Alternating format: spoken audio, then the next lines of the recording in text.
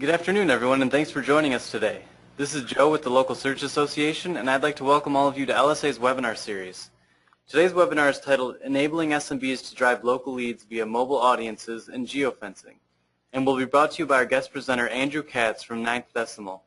So with that, let's go ahead and get started. Over to you, Andrew. Thank you, Joe, and thank you to the LSA for having us on here, and thanks for everyone attending. I'm excited to be here and to talk about the mobile marketplace. We'll talk about NinthDecimal and an opportunity that we have that we've built at NinthDecimal for the SMBs and franchisees. So let's dive right in. So as Joe mentioned, I'm Andrew Katz, and I head up the mobile performance solutions for NinthDecimal. So just to give a little background for those of you who are unfamiliar with NinthDecimal, we are the leading mobile audience intelligence platform, and so NinthDecimal actually represents our precision, and it's a reflection of the accuracy of our approach and the accuracy of our data when we build audience intelligence. And so precision is really what makes NinthDecimal unique. It's what makes our technology really so special. And so it's ultimately what is driving performance and client results. So it's also a kind of a fun nod, NinthDecimal, the fun nod to our roots in location data. And so in lat long, at the 10th decimal point, the data is so microscopic that it actually has no practical application. And so 9 decimals of accuracy is the last point at which data still really has any meaning whatsoever. And so we like that. It simply reflects our goal to constantly push the envelope and really be on the leading edge of what is possible. And so here's a brief look at the agenda. As I mentioned, I'm going to talk a little bit about the mobile marketplace and the opportunity that exists for SMBs and franchisees. I'll talk a little bit about how NinthDecimal builds audiences, and then we'll talk on our franchise product. So let's talk about the mobile marketplace first, and really looking at a few stats. So 25% of time is spent on the, 25% more time is spent on the internet via mobile devices versus the PC. So, and this makes sense when you start to think about it, right? So we're always on our mobile phones. We're on the go. We're at the gym, picking up kids, dropping kids off. We're at sporting events. We're in line at lunch, and so we're always accessing our mobile devices. We're almost getting to that point where the smartphone is almost our personal computer. Not quite, but we're getting there. So 89% of the time spent on smartphones is in mobile apps. So consumers are finding more and more ways to really customize their own devices. And again, if you think about it, it makes sense, right? We all have our different lifestyles. We all access different apps for different types of information. We're checking the weather. We're checking sports scores. There's a whole new slew of health-related apps, travel apps, video games, you name it. It's all out there. And so it's really become a personal experience. And so to that point, and we'll get into this a little bit in a few slides, but NinthDecimal is a 100% in-app advertising network. So there's no mobile web involved with NinthDecimal. And so one more interesting stat here. So 72% of free apps are using location data in some form. So location data has become a critical component for many publishers and advertisers to determine a device's location. And more devices are having this feature turned on. And that's whether it's through a specific app that may have the GPS services turned on, or through the phone settings, things like that. And so within NinthDecimal, another requirement that we need that we'll talk about in a few more slides is that we need that location data turned on in order to receive any type of lat long. And that's standard across the board. So believe it or not, consumers actually want the local mobile presence. And so based on the slides that I just walked through, we know the usage is there. And so let's just take a look at a couple stats here on just the growth of smartphones. So just 4 years ago, just about 1 out of every 2 Americans owned an actual smartphone. In 2013, that grew to 65%, and in 2014, here we are creeping up on 72%. So it's continuing to grow, and this is an interesting stat. So even the older generation, about 1 out of every 2 55-year-olds are also own a smartphone. And as we all probably know on this call, they control a large portion of the buying power. So an interesting stat there. So a couple more here on the marketplace. And so 79% of consumers use their mobile phone to research local business information. So again, we're all on our phones all the time. We're looking for relevant local information. And of those folks, 88% of those who are looking for the local information are taking action within a day. So what types of action? Purchasing, perhaps making a purchase from their phone. Going into a store to make a purchase. It could be calling to set an appointment. So very important that after the research is being done, action is actually being taken with those local businesses.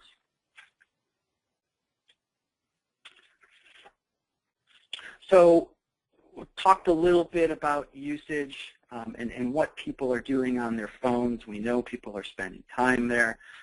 Let's take a quick look at some of the projections. This is from BIA Kelsey at the ad spend in mobile. And so this is taking a look at essentially non-location targeted in the blue ad spend, which is nationwide advertising with no location targeted component or no geofence component. And then in the purple, we have a location targeted or a geofence. And so going back even just a year ago to 2013, we see there was just over $5 billion in total mobile spend. And you look in 2014, that's almost doubling. It's jumping up to about $9 billion and continues to grow, obviously, through 15, 16, and 17. We're all the way up into the 16 billion. And you can see the market share, or the ad spend share, kind of shifting into that geo-targeted and geo-fenced media spend areas. So localization becoming a very important part of mobile advertising. And this is really what our franchise product is based around, which we'll talk about in a few more slides. But having that customizable geo-fenced area, very important to hit that local consumer at the right time and serve them that engaging message. Okay, so we now hopefully have a little better understanding of the marketplace and the opportunity that really exists for advertisers, for national brands, for local businesses. So I'm going to talk a little bit now about NinthDecimal and talk about our technology. So we're going to take a quick look under the hood, so to speak, and really how we build audiences. So if we think about mobile advertising and go back, say, 5 years in time, it all started with geofencing, and that was great. And it still is. It's a great tactic. And so from geofencing, technology progressed and progressed into tile-based approaches and grids and targeting specific places and shopping districts. And that was working. But what we found was, or I think what what the industry has found is that the problem with that approach is that it's taking into account groups of people and assuming that really we're all the same people, whether it's where we live or where we shop. And in reality, we're all very, very different people, as we all know, right? So I'm a very different consumer than my neighbor. My daily activities are very different. My shopping habits are very different. And so a place-based approach doesn't really carry the accuracy of knowing who an individual is. So what is NinthDecimal? So we are the most comprehensive understanding of people by connecting their digital and physical lives. The key word here is people. This is very different than what anyone else is doing in the mobile space, in that we're understanding the actual person, the actual device, within 4 feet of their device. And so we liken this theory to the real-world cookie. So you think about mobile and the ability to track devices via cookies. It's really non-existent. Whereas when we're online on our PCs, it's much more sophisticated, right? So we can be searching for a pair of shoes on Zappos, for example, and an hour later you may see that exact same pair of shoes in a banner ad on your PC. So in the world of mobile, you can't really do that. But what you can do is understand where people go, where they spend their time every day, every single day of their lives. And so for example, we know at NinthDecimal where people go. We know where they shop. We know where they live. We know where they eat, sleep, etc. And we're doing this all at the individual device level. So this is ultimately giving us insight into people's daily lives. It's a game changer in the industry. So sounds great, sounds exciting. But how are we doing this, right? Sure, people are wondering. So we've built our audience platform called Location Graph. And we've architected the platform at the device level. So again, we're going to go back in time. If you think back several years ago, there were hotspots were more prevalent.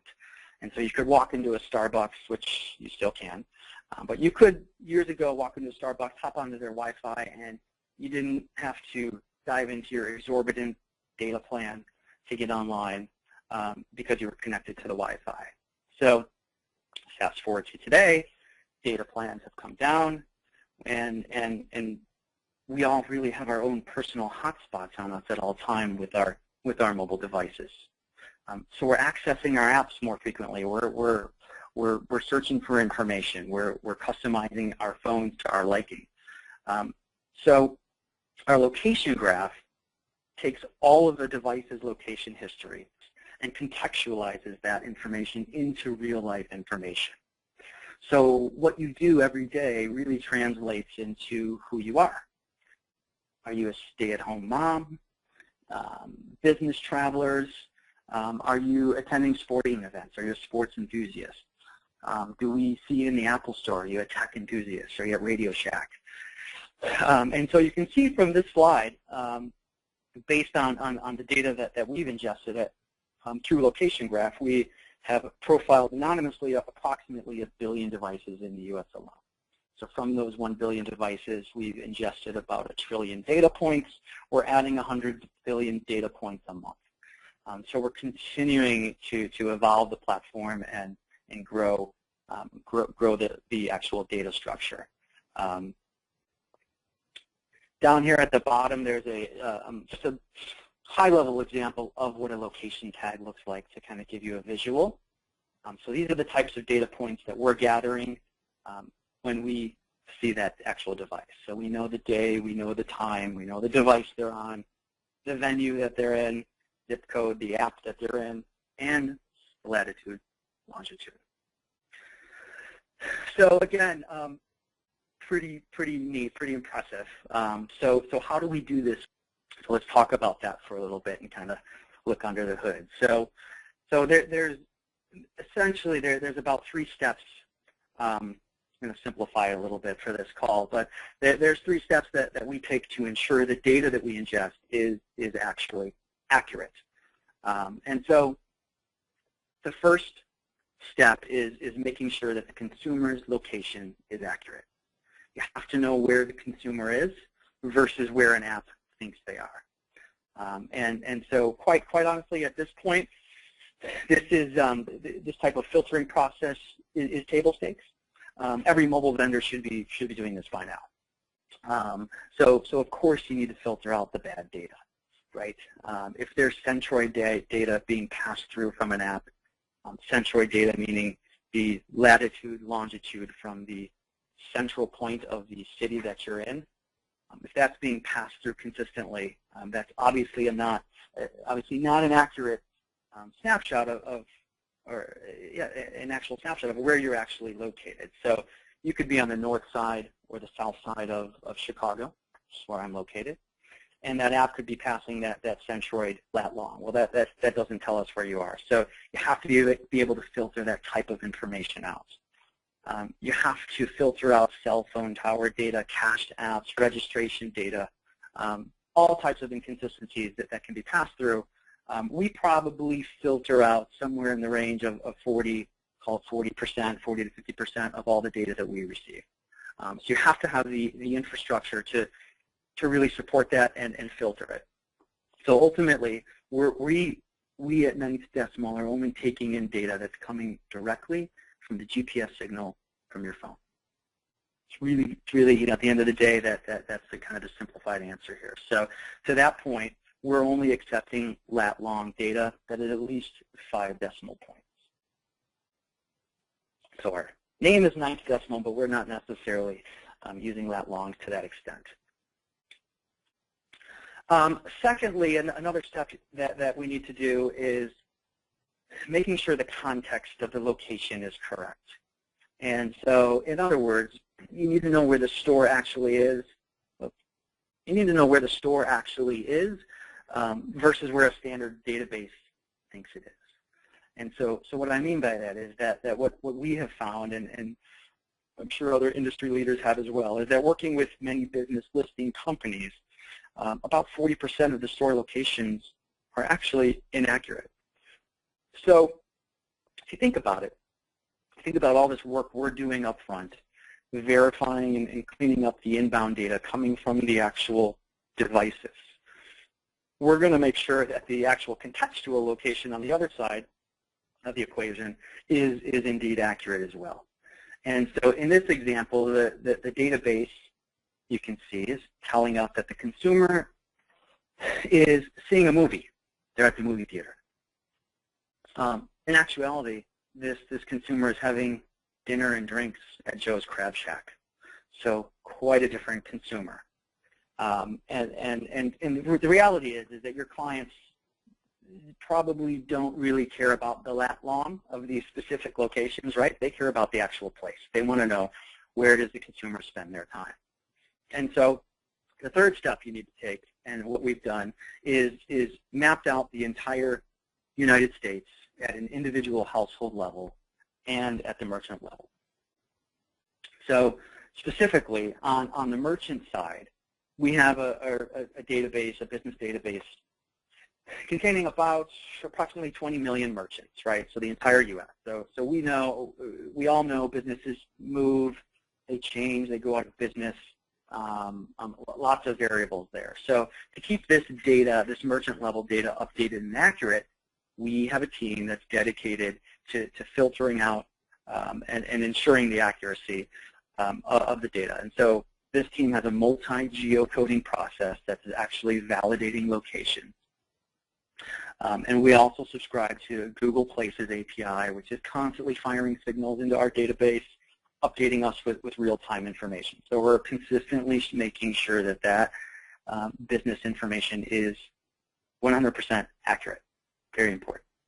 On the consumer side of things, we purchased U.S. Census data.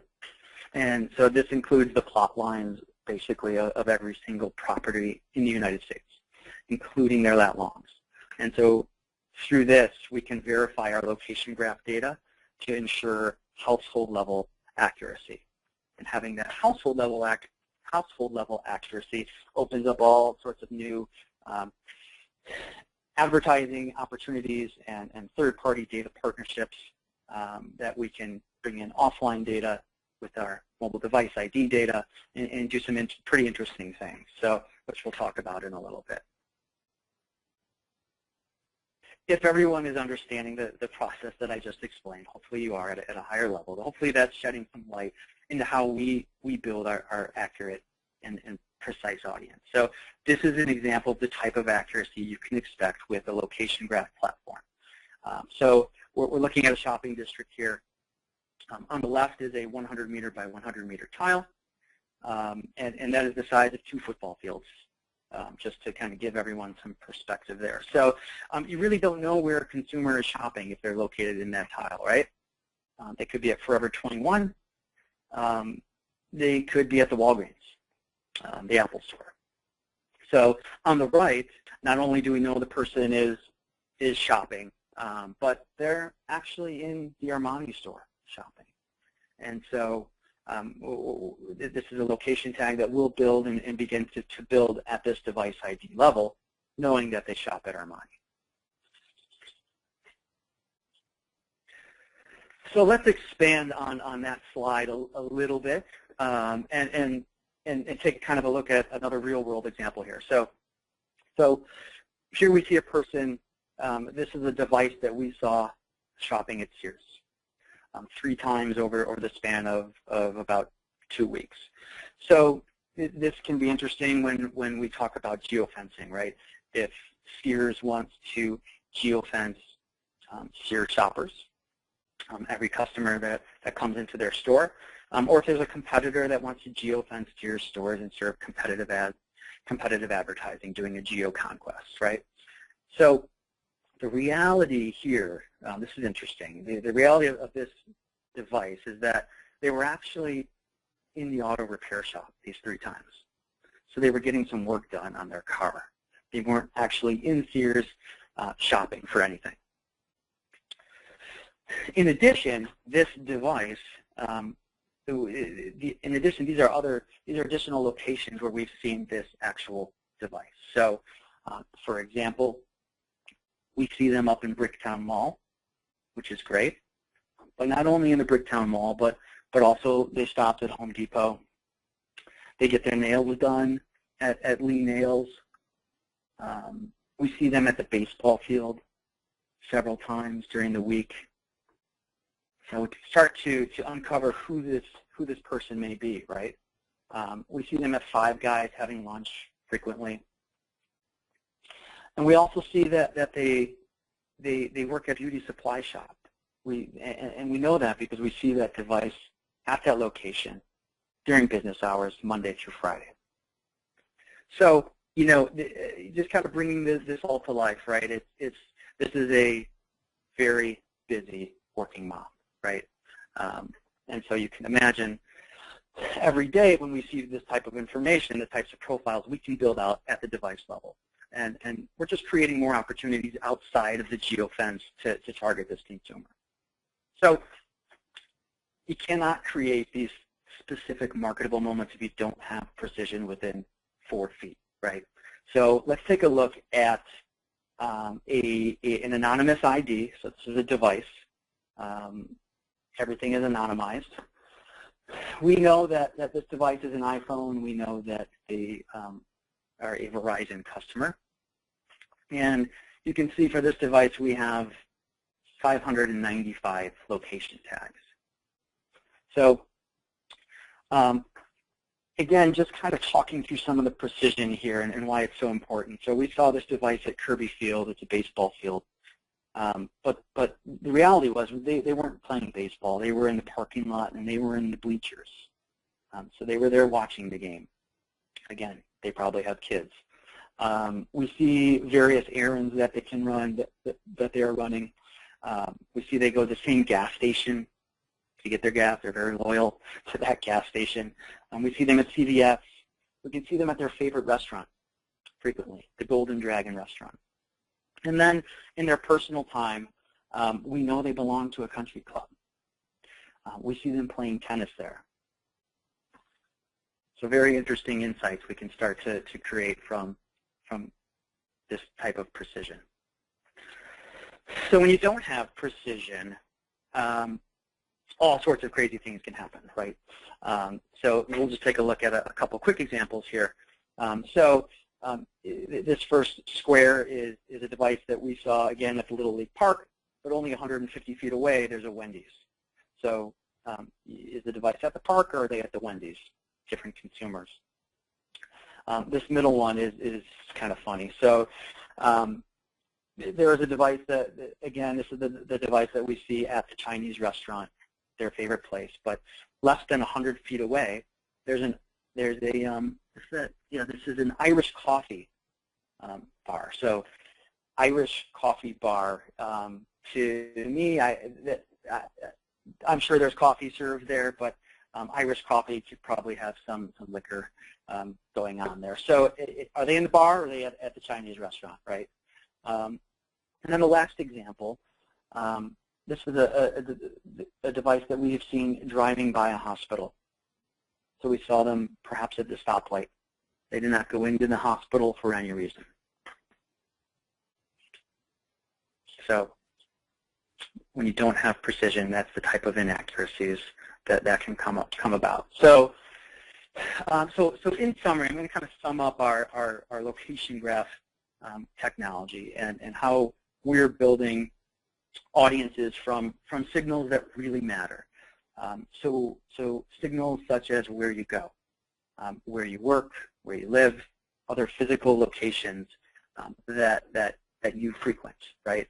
The actual devices that you use, the content that you're consuming, the apps that you're in, public data such as U.S. Census data. And so one interesting point here that I didn't really get into for this presentation, but because we are at the individual level with these devices within 4 feet and at the actual household level, we also have the ability to match our device IDs with third-party data. So third-party data such as shopping behavior, shopping purchase habits, specific brands that people are buying, even going into online browsing activity. Again, because we're at that device level, we have partnerships with companies like Neustar, Datalogic, Poke for auto, TrueSignal for B2B. And so we can essentially do a database match with their data. So we take their tried and true trusted data, match it up with our mobile device IDs, and now we have much more insight into who these people are, and we have a much more granular targeting approach, right? So this slide is going to wrap up our location graph capabilities. And hopefully that was helpful in helping everyone understand how we build audiences and why precision and accuracy is so important to us. We also have some measurement tools available that I didn't get into for this particular presentation. Rather, we're going to kind of jump into our franchise product, but obviously happy to talk about the measurement tracking tools offline. So we have built here at NinthDecimal a franchise platform. We think that our technology is there and the geofencing is there for SMBs and franchisees to really take advantage of the local mobile marketplace opportunity. So what we've done is created a very turnkey product. It's a localized advertising platform that includes a customizable mobile website and a geofence that can be customized as well, a geofence radius, to serve engaging ads to consumers, to local consumers, and ultimately drive leads for local businesses. So our main objective with this platform is to drive relevant local leads for local businesses. And essentially, we've completely streamlined the process, whether that be at the agency level or the individual level, individual franchisee level. And so we're taking care of all the advertising steps. We help with setup, campaign optimization. Once the campaign is up and running, we're taking care of all of that geofence targeting, and making sure that we're ultimately driving leads for that business. So we're handling everything really from soup to nuts, and it's so the local business doesn't have to focus on it, right? It shouldn't be their job. They should focus on their own business.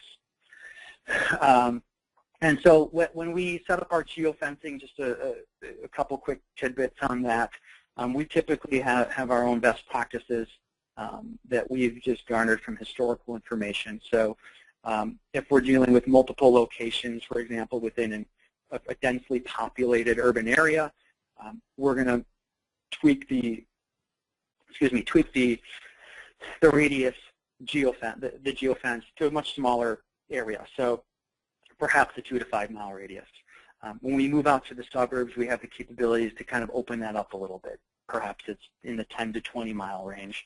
And then when we get into more rural areas, still very important, but we can expand that radius and get that up to 30 miles, 60 mile radius, things of the sort. So having that appropriate geofence to drive the right leads is very important. So in addition to the geofence, we also create this SEO-optimized mobile landing page, and this is completely customizable for every franchisee. Everything from the logos to the colors to the font, and it's really pretty slick. Because we can customize it for every location, we're able to include unique info per listing. So we're including obviously the business name, the city, the state, the zip code, the hours of operation, phone number, very important, driving directions. So all of your basic business listing information. We also include our lead generation options. Very important. In addition to the driving directions, which are very valuable, and phone calls, of course, we also have the option to offer specials, special coupons. We can do form fills and appointment requests. And even we have a social media component that we can drive onto Facebook and Twitter. Again, soup to nuts. We're also day-parting the advertising based on the business hours of operation. Kind of important to serve ads when a business is only open, right? We don't want to drive calls when they're closed or drive people to their place of business when they're closed. And so another critical kind of value feature here that we've created is that we've built this SEO-optimized landing page. And so, as I mentioned before, this comes with every purchase or every program. And so a bonus perk of this platform, or of this product, is that because it's mobile SEO optimized, it can appear on the major search engines when a consumer is searching on their mobile device. So if someone is searching on Yahoo for auto repair, or they're searching on Google for a plumber or an insurance quote, we can appear there in the organic result. So kind of an added perk to get those qualified leads again. And lastly here, we have real-time performance visibility, right? So very important to be transparent when it comes to reporting. Every consumer action within the landing page is trackable. So whether they're clicking on the driving directions or making a phone call or sharing it via social media, we're capturing all of those actions. And so last but not least, we have an online portal to go along with the platform. So this helps with the onboarding process. It simplifies that. We have multi-access levels, meaning if an agency wants to control the access for reporting and management of the listings, we can do that. If they want to grant access to individual franchisees to pull down their own reporting, we can do that. It's real-time reporting, invoicing, much more. So ultimately, it's, again, streamlining the process. It's built for scale. So we're taking on locations or companies with 25 locations, and we're taking on companies with 10,000 locations. It's a beautiful thing. So we're excited about this. where do you get the mobile user data from? Is it from phone companies or from the users themselves, etc.? Yep, so the data is being passed through from the actual apps. So when there's an ad call, when you're, let's say you're in the weather app, there's an ad call kind of behind the scenes that nobody sees, right? So that advertising can appear in the weather app. And so through that ad call, there's information being passed along, and that's where that data is ultimately coming from. Would the location information only be available from smartphones if they allow location services turned on? That is correct. So the location services have to be turned on, whether that's at the device level, so buried somewhere deep in the settings of the device, or even now, I've seen many different apps asking to verify location, when you're in a specific app, if they can use your location. So, the settings have gotten, I think, more complex, where there are some apps that have the GPS signal always turned on, some only turned on when you're using it, and you can turn it completely off. So short answer is, if the location data or the GPS, if the actual location data or GPS signal is turned off, we are not collecting that data. It's quite honestly, it's throwaway for us because we don't know where they are. In regard to the franchise product, are the menu items customizable? So if we wanted to include get a quote versus appointments, is that something you all support? And in addition, would we be able to link these menu items to an external URL? Sure. So yes, the answer is yes to both. We can customize the menu items, which is a neat feature to have, definitely, because there's different needs for different industries and different verticals, obviously. And then, yes, so for couponing or special offers, for example, if there's an external URL, as long as that URL is mobile friendly, we can just implement that on the back end. So when a user clicks through, it's leading that consumer right to the coupon page, and updated, of course, with that business's information. With your franchise product, what type of scale is there? In other words, when getting down to the zip level, we found that inventory can become a concern with other vendors. Yeah, so that's a great question. It's when we think back to kind of the total universe of devices that location or that NinthDecimal has profiled, we're upwards of about 1 billion devices. And so of those 1 billion devices, we probably see, call it 110 million unique visitors a month. And so we have not had any issues with scale. I think I guess just to kind of put it out there, I think and this is nothing new, but in the more densely populated, say, major metros and major DMAs, there's going to be more scale there. It's when you get into the more rural areas where there may be an issue. And so we have an inventory availed process that we go through. So if we're looking at hundreds or thousands of locations, we can take that information and run it against our database of inventory, and determine what sort of impression levels are available within that specific zip code. So we get pretty granular in knowing what we can and cannot deliver, and like to set those expectations right up front. Who are some of the primary traffic partners that help drive leads to advertisers in your network?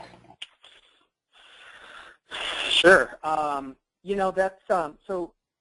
At the end of the day, NinthDecimal is partnered with hundreds and hundreds of app publishers directly, and we're also tied into the major exchanges.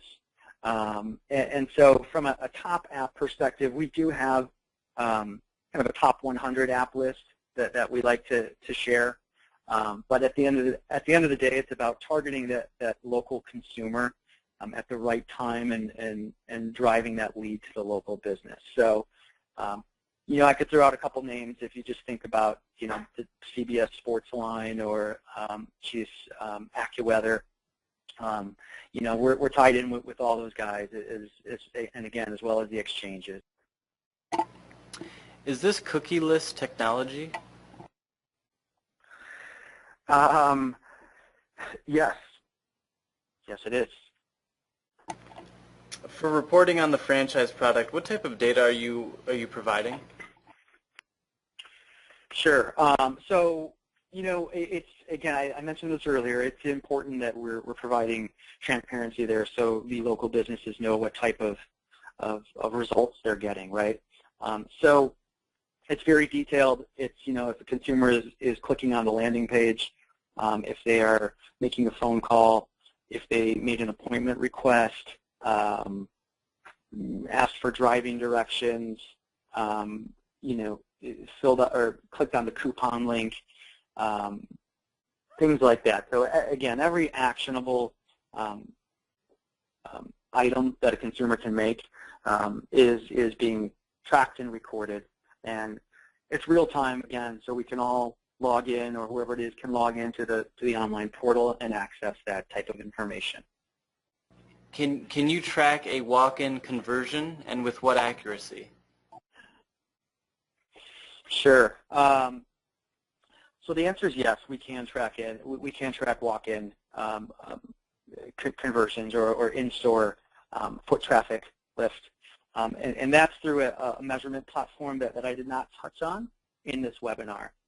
It's our location conversion index, and what that does essentially is takes an exposed group of devices, so devices that were exposed to a particular ad campaign, and then what we do is we also set up a control group of devices, and we monitor those devices as well, and then we of course track those devices to see who went into the store, you know, based on the ad they saw, and who was really going into the store anyways, from the control group, because, you know, because of whatever reason, whether that's a television ad or some sort of brand affinity that they may have. So we do have that platform. It's very effective and very powerful. There are some scale requirements there, so it doesn't necessarily translate into the franchise product just yet.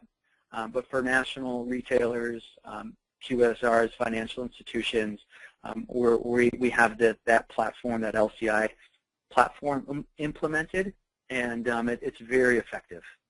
Okay, great. Well, thanks, Andrew, for conducting today's webinar. We really appreciate all the info. I'd also like to thank everyone for attending today. And just as a heads up, we have some other exciting webinars coming up, one from Acquisio and another from Reach Local.